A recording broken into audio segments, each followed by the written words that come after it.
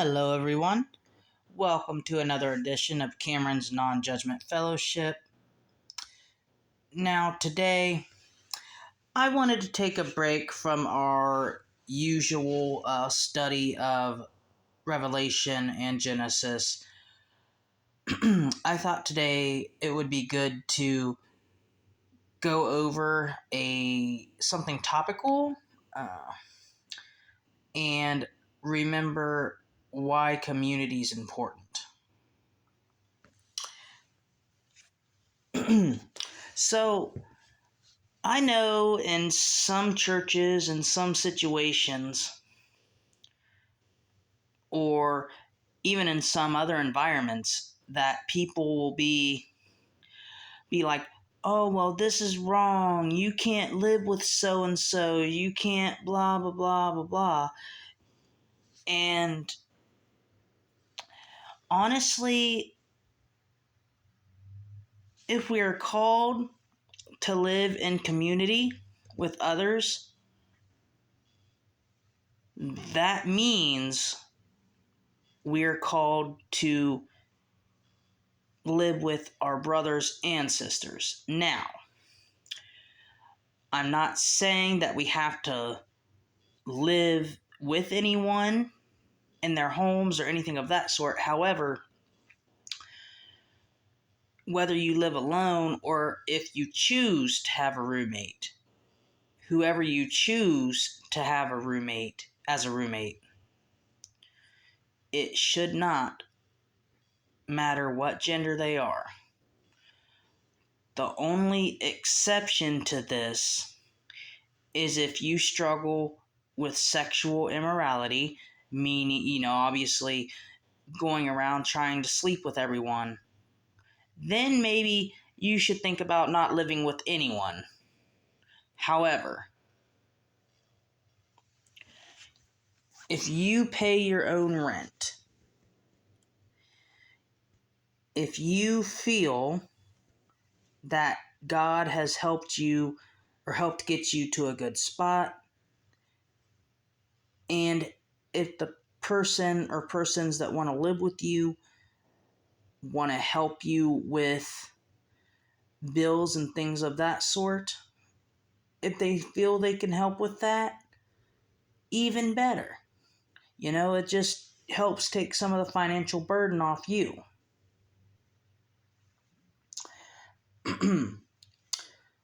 And not to mention, if we can get together with our brothers and sisters for Bible studies and all and that sort of thing, what's wrong with living with them and getting to know them personally? Now, what I am not saying is that there's a problem getting together with the same sex. I'm not saying there's a problem with that. I'm not saying that there are certain things that that the same sex won't understand, anything like that. But I think one of the biggest problems I'm noticing in today's culture is the fact that you have to live with the same sex. It gets you ready. It gets you ready for marriage. It's better that way. There's less temptation. My comeback to that statement is, how do you know that? What makes you think the same sex living together is going to lessen any type of temptation? How do you know you're not going to want to experiment? How do you know that you're not going to want to try to become homosexual or anything of that sort? This is something that is very important to consider.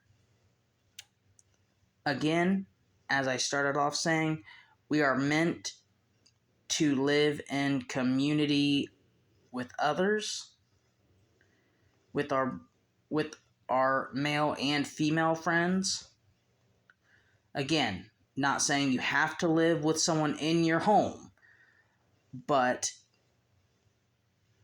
to really consider where your temptation level is at,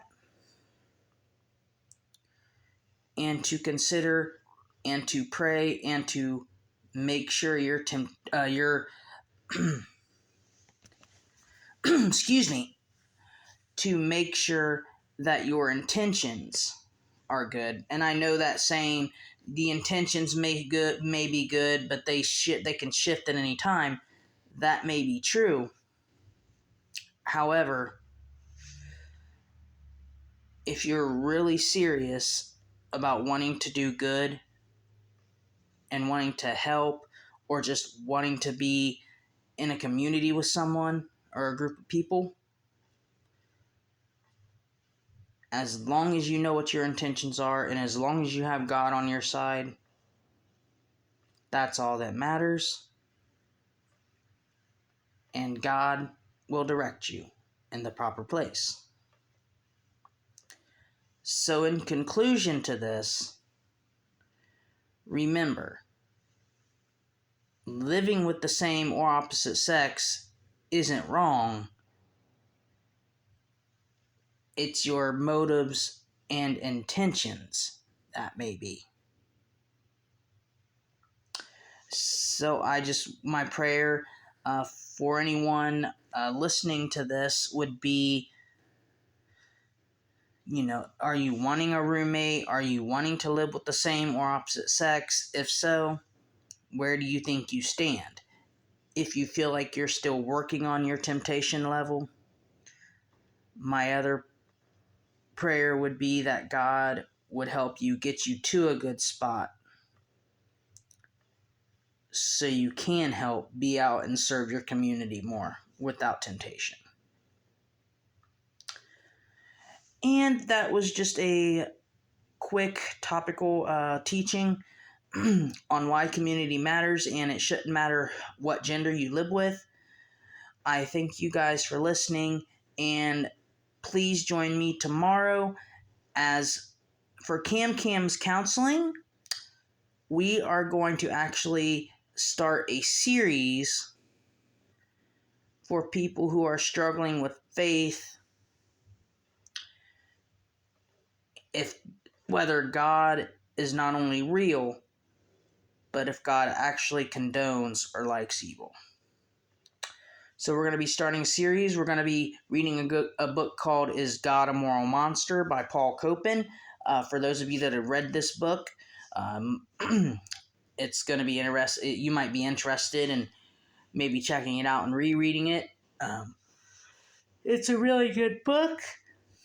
And I feel that for people struggling with their faith, this would be a good opportunity for them to really see the truth about God, or to at least strengthen their faith or ease any tension. So I just hope you guys will join me for that tomorrow, and I just really thank you for tuning in today. And next week we will be getting back into our normal studies.